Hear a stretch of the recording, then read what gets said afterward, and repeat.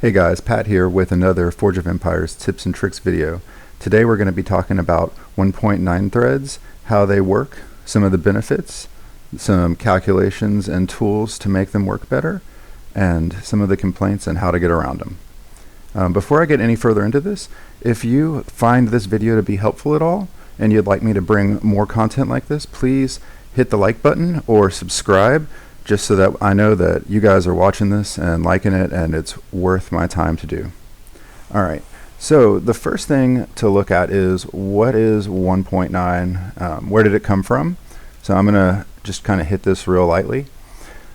Basically what 1.9 comes from is the arc.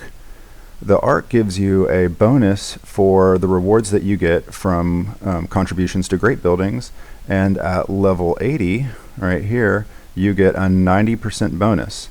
So when you're doing the calculation for the rewards you get for a building, it's going to be times 1.9. So here in this case with my Hagia Sophia, and yes, I realize I'm probably saying that wrong, I'm not cultured enough, but that's okay. So here we see that the reward is 305. So I'll take my handy dandy calculator, do 305 times 1.9, and here we see that whoever gets first place, if they have a level 80 arc, is going to get 580 forge points back. Now, this kind of snowballs, and the idea of a 1.9 thread is to have players take each of these spots based on 1.9. That way you have a flat, guaranteed rate that every position goes for. Now, some of the benefits of a 1.9 thread over, say, swap threads is, first of all, it's cheaper to level. And I can show you some numbers on that. We've got some really cool calculators and tools that can show you what to expect to pay for. But as just a broad statement, it's just cheaper. Two, it's faster. It's faster for several reasons. One is that, well, you have to pay less, so obviously it's going to be quicker. But then also, swap threads can be painfully slow. If you think about it, have you ever had a time where there was a building that got posted on, like, say, a 50 or 100 swap, and all of the positions were already taken? Literally, there was no reason to swap to be on that building because there was nothing that you could benefit from it. So that building sat on the thread for days, at least hours, if not days, and somebody just had to bite the bullet and take it just to keep the threads moving. Well, you don't deal with that with these 1.9 arc threads, because whoever's taking that position, it's getting taken care of right then. And since it's break even, and for people with arcs that are bigger than level 80, they're actually making a profit, there's an advantage to them just going ahead and getting it moving. The next thing is that it's fair. One of the biggest problems with swap threads is that players that have a lot more resources can kind of push players with less resources around. For example, I've got 50,000 forge points. I could literally take every swap until I locked first place and then just stop, and that would mean all the other people in the group didn't get as much. And then the last thing is that it's safe. So I'm actually going to use an example of someone that I recently was showing the benefits of a 1.9 setup, because they were using swap threads to level, and this is a perfect example of where swap threads are both unfair and non-beneficial. First of all, if you look at this is a level 33 arc, or level 32 going to 33. You have all of these people here who've paid forge points in, and they're not getting any return back for those forge points. So all those people basically got nothing out of it, right? And now you have this first place reward here at 470, right? And that first place player only paid 593 for it. Now, if we do our 470 times 1.9 minus the 593, that's 300 forge points difference, right? So this player could have gotten 300 more forge points for that position. Now, that builds up and adds up over time, so it is huge benefit to the great building owner to go ahead and use these types of threads. And then as far as players down here who may not have the resources to throw down 700 or 800 forge points to lock a spot. These people are just throwing away their forge points. People are getting places on their buildings and getting rewards, and these people aren't getting rewards in return. Okay, so the next thing is, how do we calculate these 1.9s? And it's going to vary in different situations. Well, the calculation is always the same, but how you manage it as a great building owner is going to vary. So, for example, if we go back to my Hagia, with this one, as soon as I unlock it, I know that people will be able to take first and second place, and it will immediately be profitable to them. And actually, we can even go back to Probus here with, oops, wrong one, with his arc. Between levels 30 and level 60, and actually even past that, as soon as a player unlocks their arc, someone can lock first and second place at 50% for first and 25% for second, and it will immediately become a profit. So, and here I can go back to the last level as an example, right? So at the last level, here half is what, 1,150. So this is an extra 150 points that Probus got. So in this case, he would have to do nothing. He'd just unlock it and post his building on the thread, and first and second place get taken right away. Now, if you're in a situation where you're not quite there yet, then there's some calculations involved. And then also for getting the lower spots filled. For example, my observatory here. And with my observatory, the reward's only 75 forge points. So we do 75 times 1.9. That means that this first place position is only getting 143 forge points in return for it. Now, when I see that, it tells me, okay, well, I have to do something to make sure that that person doesn't get jumped or passed. So what you have to do is you have to pad or self-level so that when the player adds points, they are locked into position and nobody can jump them or pass them. So there's a couple of different ways to do that, and there's calculators that can do this for you, but I'll just show you the way that I do it. So the first thing I do, here I'll back up, is I take the reward amount, I multiply it by 1.9, and then I multiply that by 2. Okay, now here's why I multiply it by 2. The first half of that 2 is the contribution that the contributor is going to give, and the second half of the 2 is somebody who's trying to pass them. Now, if the contributor pays half of that, then it means that nobody can pass them.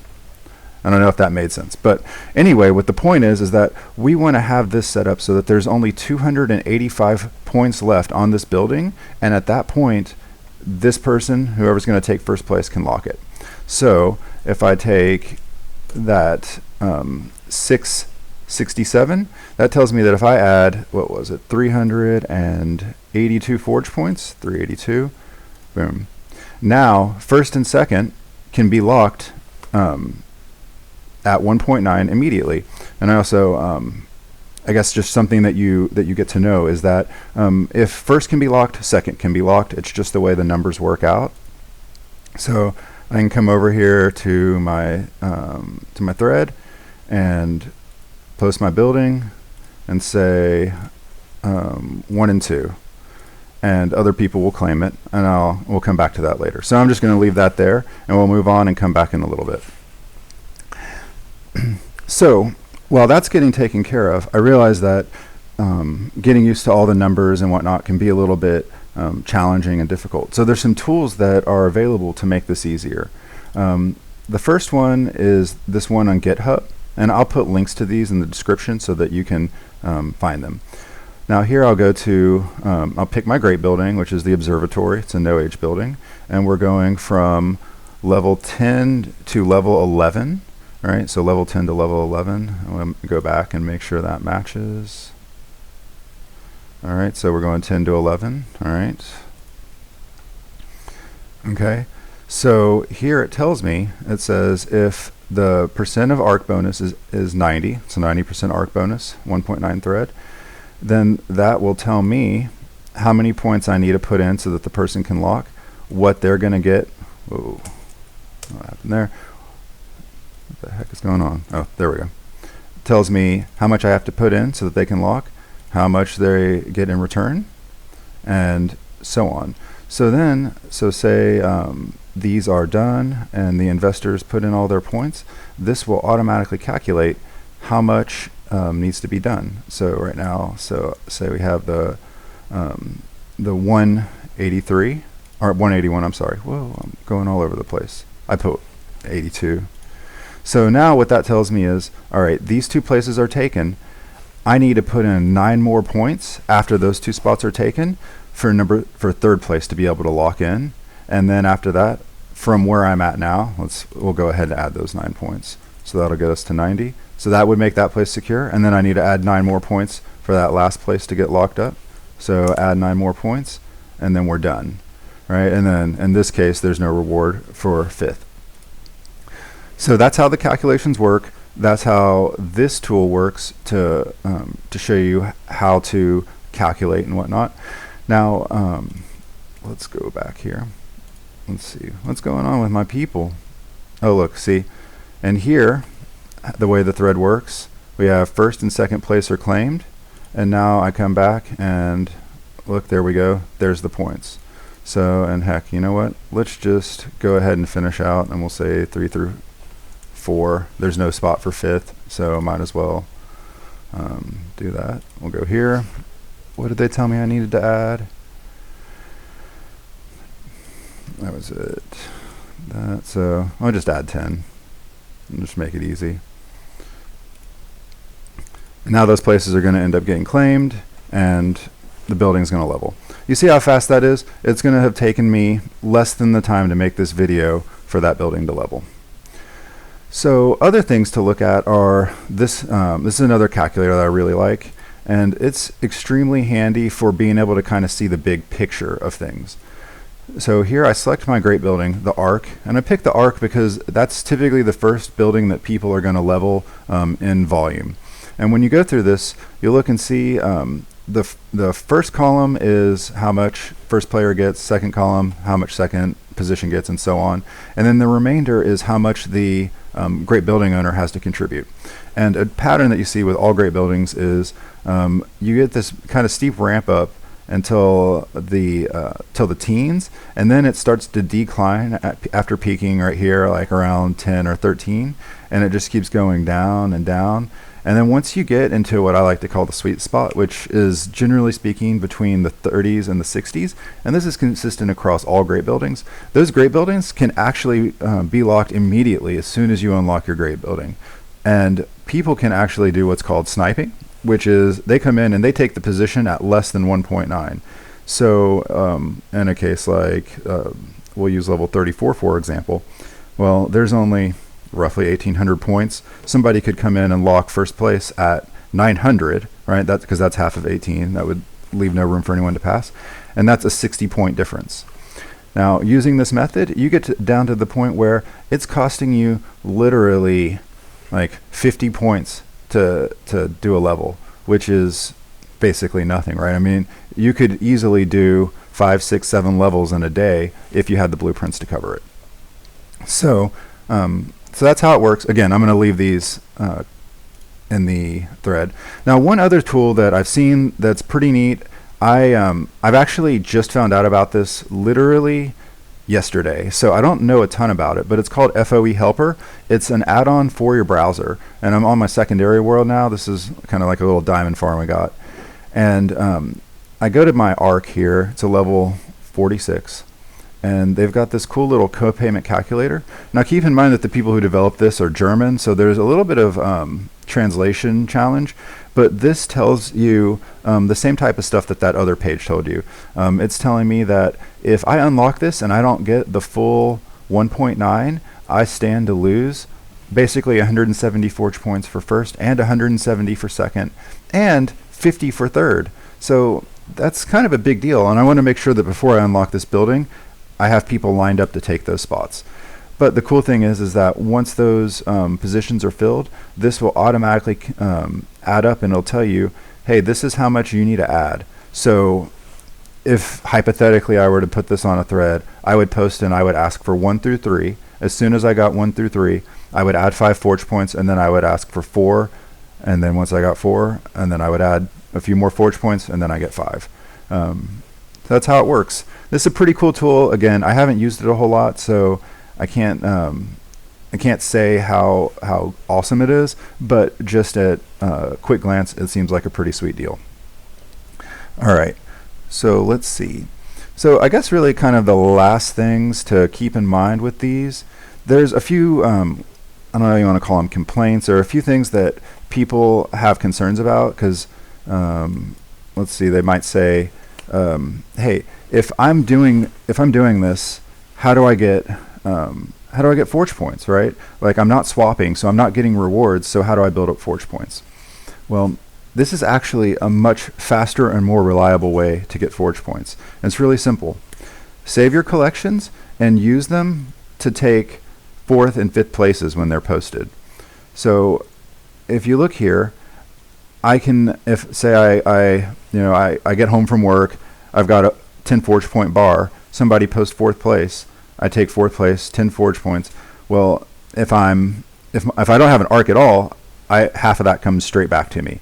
And as your arc gets to higher level, that eventually converts directly to packs. And as your arc gets bigger and as you have more forge points available, it becomes easier and easier to convert your collection to forge point packs, right? So it's actually a much more efficient way than using the swap threads, because if we were to use a swap thread like this example here, right, if you were to do the same thing on this one, you could have invested 30 points after your collection or something like that, and you get nothing back, right? So it's a much more reliable way to get forge points. And then the same thing for blueprints.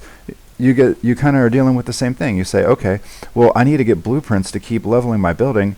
How am I going to do that? How do I get blueprints?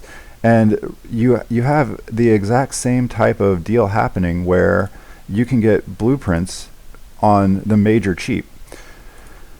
So here we've got somebody who's got a level 90 something arc. Well, Family Farm happens to be a friend of mine. I know that she's looking for blueprints. She paid 30 forge points and got a minimum of 7 blueprints, and depending on this level, the level of arc for this player, could have gotten more for 30 forge points. Now, I remember back when you were happy to get 1 blueprint for 10 forge points. It's a little bit easier to get them now, but this gives you a fast, reliable, guaranteed way to build up blueprints and to build up forge points. So kind of the last thoughts here, and this is more for players who are either organizing their own thread or for guild leaders who are trying to organize this for their own guild. Keep in mind that there's a lot of players that aren't going to want to give you 1.9 because, first of all, they make forge points by sniping buildings and only paying half or a quarter instead of paying the full 1.9. So you're going to have a lot of people who are going to be trying to get those positions so that they make forge points. Also, especially if you're on a newer world or a newer guild and you don't have a lot of players with level 90 arc and their banks, they don't have a ton of forge points, they're not going to want to necessarily invest at break even because they need to start building their bank. So you kind of have to keep that in mind, and maybe you adjust the multiplier. Maybe you start with a 1.8, which that's actually where the guild that I founded started, is we started at a 1.8 multiplier because we only had a handful of people with a level 80 arc, and because there were only so many people who could take those positions, and the banks, it could only handle so many people. If you have 20 people that are leveling their arcs, unless you have a ton of forge points, you just run out.